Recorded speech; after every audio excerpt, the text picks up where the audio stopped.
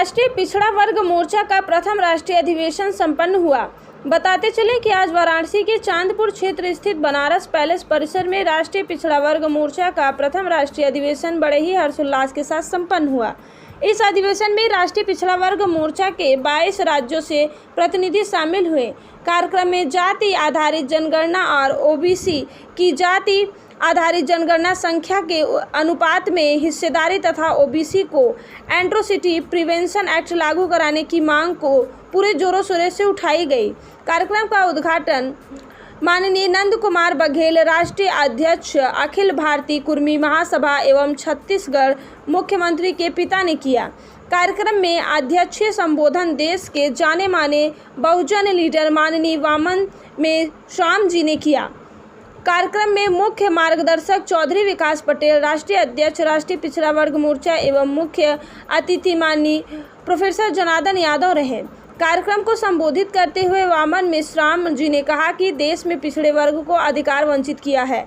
मंडल commission लागू करने में ओबीसी के साथ धोखेबाजी हुई।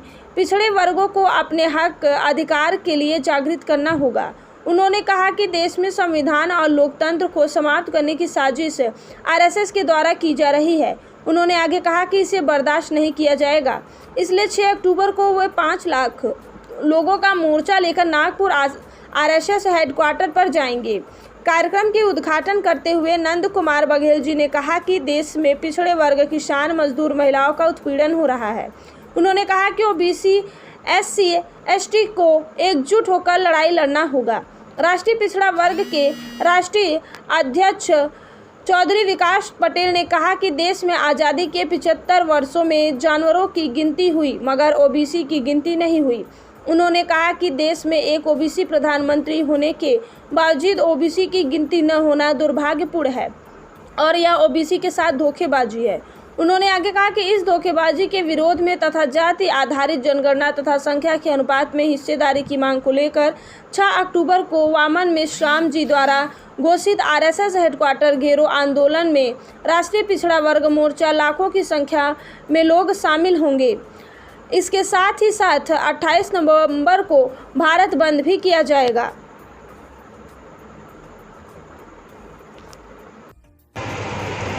नरेंद्र मोदी की सरकार भी नहीं बनी, जवाहरलाल नेहरू की सरकार भी नहीं बनी, इंदिरा गांधी की सरकार भी नहीं बनी, राजीव गांधी की सरकार भी नहीं बनी, अटल बिहारी वाजपेयी की भी सरकार नहीं बनी। नरेंद्र मोदी जो तीन लोकसभा की सीटें अभी चुनकर आई है उसमें 76 शेड्यूल कास्ट के लोग। विक्रम पटेल, जिला अध्यक्ष राष्ट्रीय पिछड़ा वर्ग मोर्चा वाराणसी। विक्रम जी, आज किस तरह कार्यक्रम किया जा रहा है?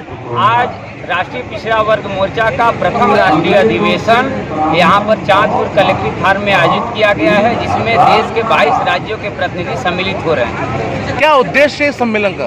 इस सम्मेलन का प्रमुख उद्देश्य ओबीसी समाज का कोई राष्ट्रीय स्तर का नेतृत्व न होने की वजह से हमारे ओबीसी समाज के साथ बहुत सारी नाइंसाफी हो रही है। उसमें प्रमुख रूप से जाति आधारित जनगणना और संख्या के अनुपात में हिस्सेदारी और ओबीसी समाज के साथ जो अत्याचार अन्याय हो रहा है उसको रोकने के लिए हम लोग मांग रहे हैं कि ओबीसी एट्रोसिटी प्रिवेंशन एक्ट लागू किया। यदि मांगे नहीं मानी गई तो क्या करेंगे आप लोग? यदि मांगे नहीं मानी गई तो हम अपने ओबीसी समाज के घर घर जा करके लोगों को उनके अधिकार के प्रति जागृत करेंगे और इसको बड़े आंदोलन के रूप में देश भर में चलाने का काम करेंगे।